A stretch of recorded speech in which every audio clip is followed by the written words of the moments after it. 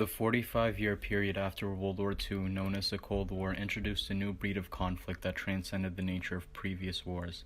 With the advancement of military weaponry, both the United States and Soviet Union had powerful nuclear missiles in their possession for security. This was also a point in history where humanity was a mere push of a button away from being decimated, and only a series of compromises would be able to prevent such a travesty from happening. This was exemplified to a great extent during the 13-day period in October of 1962, known as the Cuban Missile Crisis.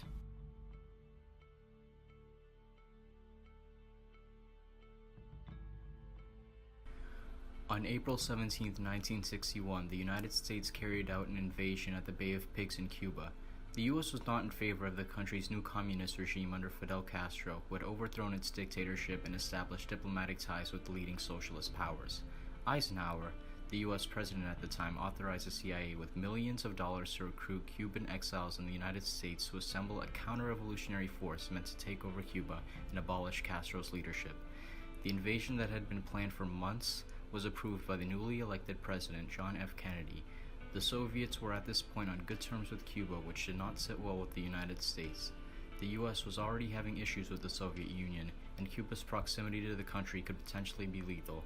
Castro predicted the invasion and was able to effectively deal with it in that same day.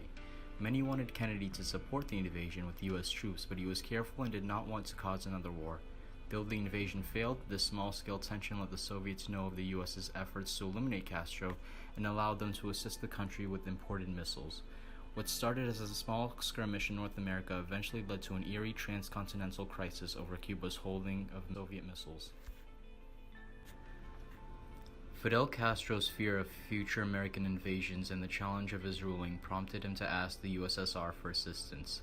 The Union had already made promises to defend Cuba in May of 1960, so complying with Castro's request was a benefit for both Cuba and the Soviet Union.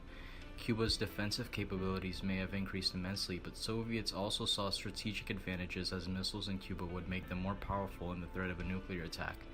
Castro even allowed Nikita Khrushchev, the Soviet premier, to use Cuba as an offensive base to potentially attack America. In early 1962, Khrushchev made the decision to supply Castro with nuclear weapons to slow down another anticipated invasion of Cuba, despite Kennedy resolving to avoid contention with the country. We would later learn that the missiles were used by the Soviet premier as a threat and were never intended for actual use. This, however, did not register with Castro, who only saw the missiles as a means of destroying the United States if they ever tried to attack again. As Castro himself puts it, the results of aggression against Cuba will be a part of a conflagration of incalculable consequences, and they will be affected too. It will no longer be a matter of them feasting on us. They will get as good as they give. Castro was well prepared for a nuclear confrontation, but Kennedy and Khrushchev were oblivious to his reckless mindset. By August of 1962, both Cubans and Soviets began constructing sites to launch the missiles which would allow them to strike first. Earlier, in July of 1962, the United States had already learned that the Soviet Union began shipping medium and intermediate-range ballistic missiles. While Khrushchev assumed that there would be no issue, there was. Later on in August, military construction had been reported by U.S. spy planes. However, tension during the Cold War era was at its peak after the official discovery of missile erectors in Cuba, which spurred a major crisis. In October of that year, the America's U-2 spy plane captured images of mid-range missiles and confirmed the presence of launch sites in the country. Altogether, the United States managed to discover 40 missile launchers in Cuba, 24 of which were medium-range ballistic missiles and 16 intermediate-range ballistic missiles. This gave Kennedy adequate proof to act to the crisis accordingly.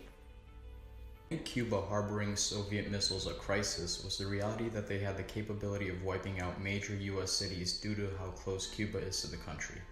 The Cuban Missile Crisis caused panic, and President John F. Kennedy held a meeting among his advisors to discuss a solution to the crisis. The Executive Committee of National Security Council, also known as EXCOM, was a group of American officials at the White House that Kennedy chose to consult with amidst the crisis. Among the council was the President himself, Attorney General Robert Kennedy, Secretary of State Dean Rusk, and many other men who assisted Kennedy in the decision-making process at the time. The President sought insightful men who could present intelligent viewpoints and alternative methods for dealing with the crisis. The discussion that would last several days during the 13-day madness captured many possibilities such as a blockade of Cuba, diplomacy, direct airstrikes on the missile site, and even a full-scale invasion of the country. The president ultimately compromised with the blockade, the option that took the distress of his advisors into consideration while also noting the potential consequences and retaliation by both Cuba and the Soviet Union. The U.S. Navy placed ships in the Caribbean around Cuba to prevent Soviet ships from reaching the country. Kennedy finally made a public speech about the situation on the 22nd of October. Kennedy's announcement caused widespread turmoil throughout the United States, Cuba, and USSR. The world was nearly subjected to a nuclear conflict between the US and Soviet Union.